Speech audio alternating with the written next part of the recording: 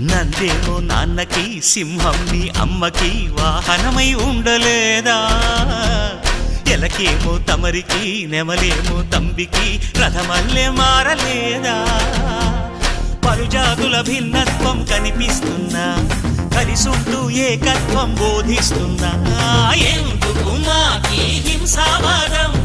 ఎదిగేటందుకు అది ఆటంకం నేపరం నాకు సోదర భావం మార్పులు మాలో కలిగేలా ఇవ్వు భరోసా గం గణపతి